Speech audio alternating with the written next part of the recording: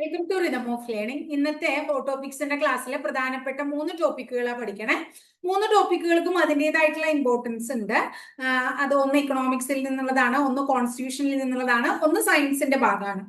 അപ്പൊ നമുക്ക് 3 പഠിച്ചാലോ? അപ്പൊ ആദ്യം തന്നെ നമ്മൾ പഠിക്കുന്നത് കോൺസ്റ്റിറ്റ്യൂഷന്റെ ഭാഗമായിട്ടുള്ള ലിസ്റ്റുകൾ എന്ന് പറയുന്ന ടോപ്പിക്കാണ്. അപ്പൊ ലിസ്റ്റുകളെ കുറിച്ച് നമുക്കറിയാം അല്ലെ. ലിസ്റ്റുകൾ ഏത്, അതായത് ഇപ്പൊ കൺകറന്റ് ലിസ്റ്റ് പലപ്പോഴും കാണാറുണ്ട്. കൺകറന്റ് ലിസ്റ്റ് നമ്മൾ എവിടെ നിന്നാണ് കടം കൊണ്ടിട്ടുള്ളത്, അല്ലെങ്കിൽ എന്താണ് താഴെ പറയുന്നവയിൽ കൺകറന്റ് ലിസ്റ്റിൽ പെട്ടത് ഏതാണ്, യൂണിയൻ ലിസ്റ്റിൽ പെട്ടത് ഏതാണ്, അങ്ങനെയൊക്കെ പറഞ്ഞ് ചോദിക്കാറുണ്ട്. അപ്പൊ നമ്മൾ മനസ്സിലാക്കേണ്ടത് എന്താണ്, കേന്ദ്ര ഗവൺമെന്റും അതുപോലെ തന്നെ സംസ്ഥാന ഗവൺമെന്റുകളും തമ്മിൽ ഒരു അധികാര എന്താ പറയാ വിഭജനം അങ്ങനെയായിട്ടാണ് ഇന്ത്യ നിലനിൽക്കുന്നത്. അറിയാം, കുറെ അധികം അധികാരങ്ങൾ സെൻട്രൽ ഗവൺമെന്റിന്റെ കുറെ അധികം ഓരോ സ്റ്റേറ്റ് ഗവൺമെന്റുകൾക്കും വിഭജിച്ച് നൽകിയിരിക്കുകയാണ്. അപ്പൊ ഈ കേന്ദ്ര ഗവൺമെന്റുകളും കേന്ദ്ര ഗവൺമെന്റും സംസ്ഥാന ഗവൺമെന്റുകളും തമ്മിൽ എങ്ങനെ അധികാരം വിഭജിക്കണം എന്നുള്ളതിനെ കുറിച്ചിട്ടുള്ള മാർഗമാണ് എവിടെ കാണപ്പെടുന്നത്, ലിസ്റ്റിൽ കാണപ്പെടുന്നത്. അപ്പൊ ലിസ്റ്റിനെ 3ആയിട്ട് തരംതിരിച്ചിട്ട് കേന്ദ്ര ഗവൺമെന്റ് തന്നെ നോക്കുന്നത്, സംസ്ഥാന ഗവൺമെന്റ് തന്നെ നോക്കുന്നത്, കേന്ദ്ര ഗവൺമെന്റും സംസ്ഥാന ഗവൺമെന്റും കൂടി നോക്കി നടത്തുന്നത്, അങ്ങനെ 3 കാറ്റഗറി ആയിട്ട് തിരിച്ചേക്കാണ്.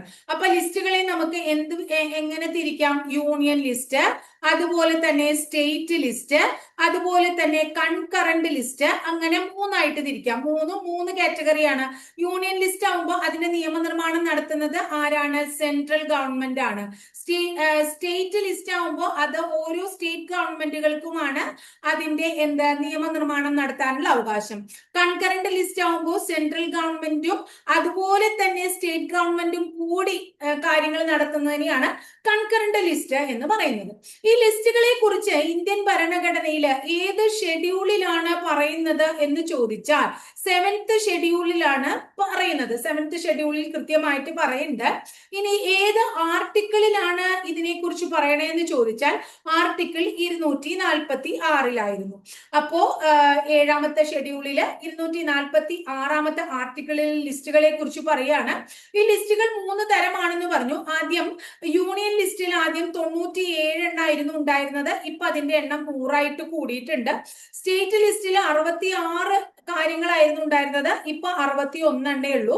ഇനി അടുത്തത് കൺകറന്റ് ലിസ്റ്റിൽ 47 എണ്ണായിരുന്നു. ഇപ്പൊ അത് 52ആയിട്ട് കൂടിയിട്ടുണ്ട്. അപ്പൊ നിലവിൽ ഇത്രയും ആണ് സ്റ്റേറ്റ് ലിസ്റ്റിലും യൂണിയൻ ലിസ്റ്റിലും കൺകറന്റ് ലിസ്റ്റിലും പെടുന്ന ഘടകങ്ങൾ എന്ന് നിങ്ങളൊന്ന് മനസ്സിലാക്കി വെക്കാം.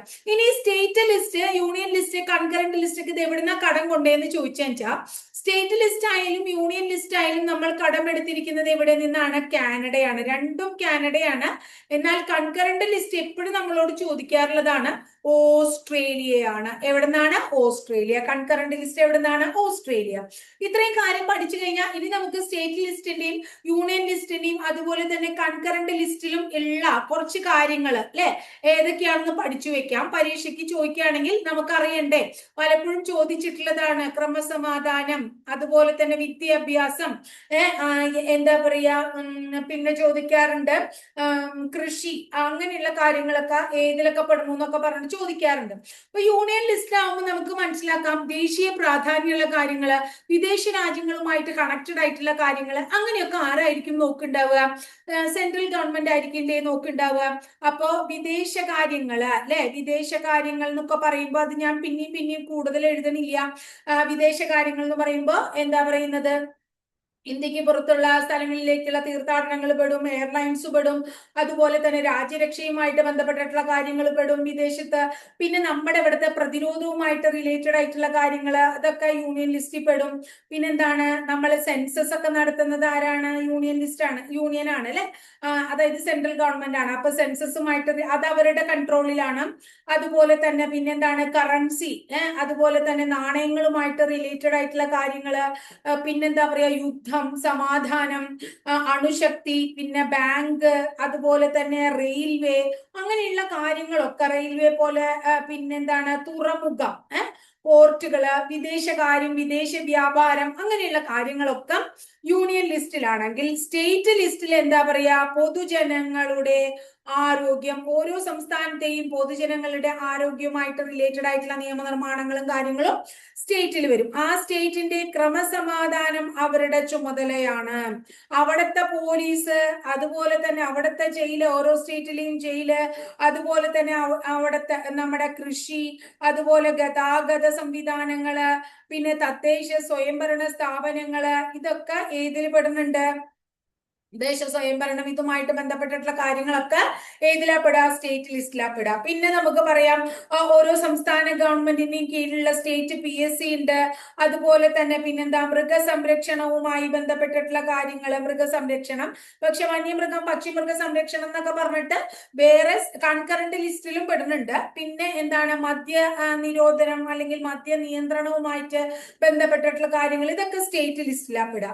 ഇനി 1976 ഒരു 42ാമത്തെ അമെന്റ്മെന്റ് നടന്നു. ആ 42ാമത്തെ അമെന്റ്മെന്റില് സ്റ്റേറ്റ് ലിസ്റ്റിൽ നിന്ന് കുറേയധികം കാര്യങ്ങൾ കൺകറന്റ് ലിസ്റ്റിലേക്ക് മാറി. ഇത് പലപ്പോഴും പരീക്ഷയ്ക്ക് ചോദിച്ചു കണ്ടിട്ടുണ്ട്. നോക്കിക്കോളൂ, 5 മാറിയത്. നിങ്ങൾ ഇത്രയൊക്കെ പഠിച്ചു വെക്കുക. വിദ്യാഭ്യാസം, അതുപോലെ തന്നെ അളവ് തൂക്കം, എന്താണ് അളവ് തൂക്കം, ഇനി അതുപോലെ തന്നെ നീതിന്യായ ഭരണം, ഏതാണ് നീതിന്യായ ഭരണം, നീതിന്യായ ഭരണം, അതുപോലെ തന്നെ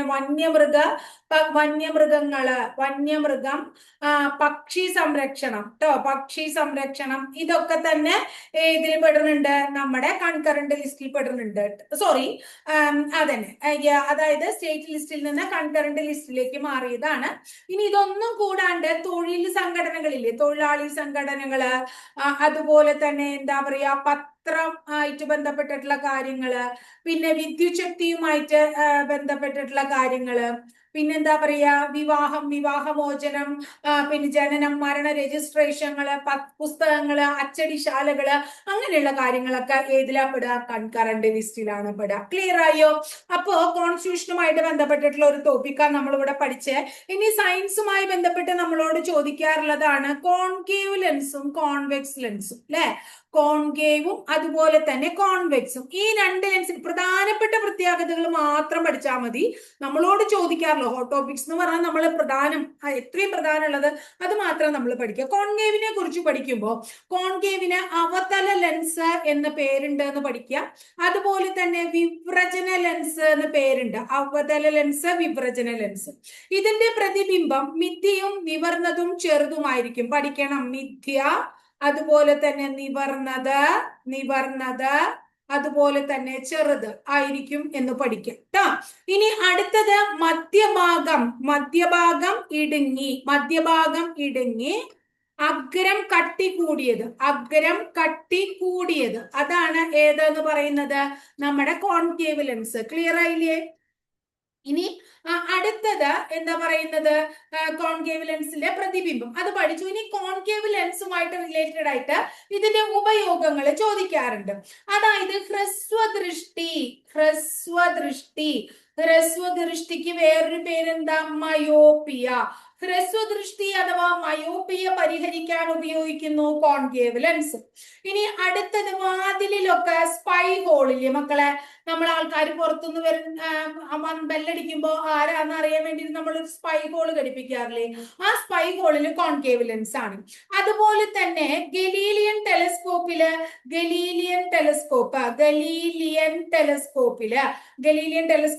ഐ ലെൻസ് ആയിട്ട് ഉപയോഗിക്കുന്നതും കോൺകേവ് ആണ്. ഇനി പിന്നെ നമ്മൾ വാച്ച് നന്നാക്കുമ്പോ ഒരു ലെൻസ് വെക്കണ കണ്ടിട്ടില്ലേ നിങ്ങള്? കണ്ണിൽ ഇങ്ങനെ ഒരാൾ വെക്കുന്നത്, നന്നാക്കണ ആള്, അതൊക്കെ കോൺകേവ് ലെൻസ് ആണ് കേട്ടോ. ഇനി നമ്മൾ കോൺവെക്സ് ലെൻസിനെ കുറിച്ചാ പഠിക്കണേ. കോൺവെക്സ് ലെൻസിന്റെ പ്രത്യേകത, കോൺവെക്സ് ലെൻസിനെ നമ്മൾ ഉത്തല ലെൻസ് എന്ന് വിളിക്കും. എന്താണ് ഉത്തലം? അല്ലെങ്കിൽ എന്ത് വിളിക്കും? സംവ്രജന ലെൻസ് എന്ന് വിളിക്കും. ഇനി ഇതിന്റെ പ്രത്യേകത, ഇത് കുറെ പ്രത്യേകത ഉണ്ട്. അതായത് ഇത് ചിലപ്പോ ഇതിന്റെ പ്രതിബിംബം ചിലപ്പോ എങ്ങനെയായിരിക്കാം? യഥാർത്ഥമോ, മിഥ്യയോ, തല കീഴായതോ, നിവർന്നതോ, വസ്തുവിന്റെ അതേ വലിപ്പമോ, വസ്തുവിനേക്കാൾ വലുതോ ചെറുതോ ഒക്കെ ആവാം. അപ്പൊ എങ്ങനെയാവാം? യഥാർത്ഥത്തിലുള്ള പ്രതിബിംബമാവാം, അല്ലെങ്കിൽ എന്താവാം? മിഥ്യ ആയിട്ടുള്ളതാകാം, അല്ലെങ്കിൽ എന്താകാം തല കീഴായത് ആകാം, അല്ലെങ്കിൽ എന്താകാം നിവർന്നത് ആകാം, അല്ലെ? അല്ലെങ്കിൽ വസ്തുവിന്റെ അതേ വലിപ്പം, വസ്തുവിനേക്കാൾ വലുതോ ചെറുതോ ഒക്കെ ആവാം. അങ്ങനെയാണ്. ഇവിടെ ഒരു കാര്യം മാത്രമേ പറയുള്ളൂ, മിഥ്യയും നിവർന്നതും ചെറുതും. അതുകൊണ്ട് തന്നെ എപ്പോഴും കോൺകേവ് ആണ് കൂടുതൽ ചോദിച്ചു കാണാറ്. ഇനി കോൺവെക്സ് ലെൻസിന്റെ മധ്യഭാഗം കട്ടി കൂടിയതാണ്, നേരെ ഓപ്പോസിറ്റ്. മധ്യം കട്ടി കൂടുതലും, അഗ്രം എന്താണ്, അഗ്രഭാഗം എന്തായിരിക്കും അപ്പോ കട്ടി, എന്താണ് അഗ്രഭാഗത്തിന്റെ പ്രത്യേകത? മധ്യഭാഗം കട്ടി കൂടിയതും അഗ്രം ഇടുങ്ങിയതും, അഗ്രഭാഗം ഇടുങ്ങിയതുമാണ്. ഇനി കോൺവെക്സ് ലെൻസിന്റെ ഉപയോഗങ്ങൾ എന്താണ്? ഇവിടെ കോൺകേവില് ഹ്രസ്വദൃഷ്ടിയാണെങ്കിൽ ഇവിടെ എന്താണ്? ദീർഘദൃഷ്ടി പരിഹരിക്കാൻ, ദീർഘദൃഷ്ടിക്ക് വേറൊരു പേര് വിളിക്കും ഹൈപ്പർ മെട്രോപിയ. ഹൈപ്പർ മെട്രോപിയ അല്ലെങ്കിൽ ദീർഘദൃഷ്ടി പരിഹരിക്കാൻ കോൺവെക്സ് ലെൻസ് ഉപയോഗിക്കുന്നു. വസ്തുക്കളെ വലുതായി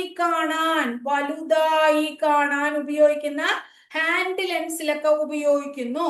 ഇനി അടുത്തത് എപ്പോഴും പരീക്ഷയ്ക്ക് ചോദിക്കാറുള്ള ഒരു ചോദ്യമാണ് മാഗ്നിഫൈയിങ്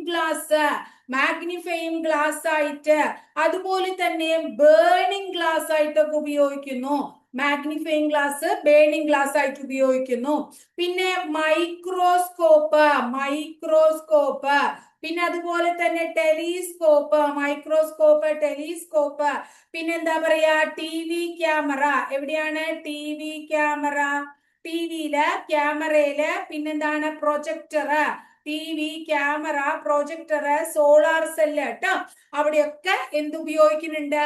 ഈ കോൺവെക്സ് ലെൻസ് ഉപയോഗിക്കുന്നുണ്ട് എന്ന് പഠിക്കുക. ക്ലിയർ ആയില്ലേ? അടുത്തത് നമ്മൾ പഠിക്കുന്ന 2 ഊർജ സ്രോതസ്സുകളെ കുറിച്ചാണ്. ഒന്ന് പാരമ്പര്യേതര ഊർജ സ്രോതസ്സും, അടുത്തത് പാരമ്പര്യ ഊർജ സ്രോതസ്സും. പാരമ്പര്യേതര ഊർജ സ്രോതസ് എന്ന് പറയുമ്പോ എന്താണ്?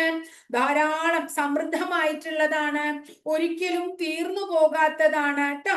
അതായത് താരതമ്യേന വളരെ വില കുറഞ്ഞ ഊർജ, അതിൽ നിന്ന് ഉൽപ്പാദിപ്പിക്കുന്നതൊക്കെ വളരെ വില കുറഞ്ഞതാണ്, ഗാർഹിക ആവശ്യത്തിനൊക്കെ ഉപയോഗിക്കുന്നതാണ്. എക്സാമ്പിൾ ഏതാണ് പറയാ? സോളാർ എനർജി പറയാം, അല്ലെ? അതുപോലെ തന്നെ വിൻഡ് എനർജി ഉദാഹരണമാണ്, ടൈഡൽ എനർജി ഉദാഹരണമാണ്, ബയോഗ്യാസ് ഉദാഹരണമാണ്.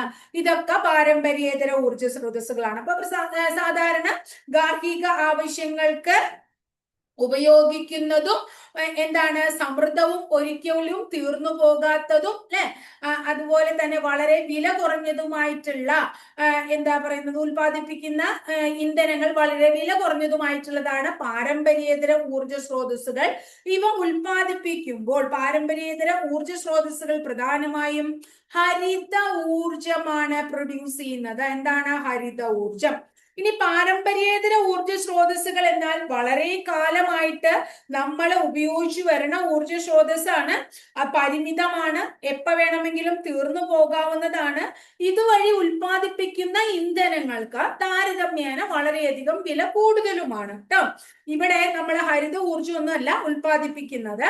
അതുപോലെ തന്നെ ഗൃഹ ആവശ്യങ്ങൾക്കല്ല, വ്യവസായ വാണിജ്യ ആവശ്യങ്ങൾക്കാണ് പാരമ്പര്യ ഊർജ സ്രോതസ്സുകൾ അഥവാ കൺവെൻഷണൽ സോഴ്സ് ഓഫ് എനർജി എന്ന് പറയും. ഇവിടെയാണെങ്കിലോ പാരമ്പര്യേതരാണെങ്കിലോ non conventional source of energy എന്ന് പറയും കേട്ടോ. അപ്പൊ പാരമ്പര്യ ഊർജ സ്രോതസ്സുകൾക്ക് ഉദാഹരണം ഏതാ? കൽക്കരി ഉണ്ട്, അതുപോലെ തന്നെ പെട്രോളിയം, പിന്നെന്താ പ്രകൃതിവാതകം, അല്ലെ? പ്രകൃതിവാതകം, അതുപോലെ തന്നെ ആണവ ഊർജം. എന്താണ് ആണവ ഊർജം? ഇതൊക്കെ പാരമ്പര്യേതര പാരമ്പര്യ ഊർജ സ്രോതസ്സുകളാണ്. അപ്പൊ ഇപ്പൊ എപ്പോഴും എക്സാമ്പിളാ ചോദിക്കാറുള്ളൂ. പക്ഷെ ഒരു കാര്യം പഠിക്കുമ്പോൾ അതെന്താന്ന് മനസ്സിലാക്കി പഠിക്കുക എന്നുള്ളതാണ്. അതിനാണ് ടീച്ചർ രണ്ടിന്റെയും ഒരു എക്സ്പ്ലനേഷൻ തന്നത് കേട്ടോ. അപ്പൊ ഇത്രയേ ഉള്ളൂ, 3 ടോപ്പിക് നമ്മൾ പഠിച്ചു. അപ്പൊ അടുത്ത ക്ലാസ്സിൽ ഇതുപോലെ തന്നെ മറ്റു ടോപ്പിക്സുമായിട്ട് നമുക്ക് വീണ്ടും കാണാം കേട്ടോ.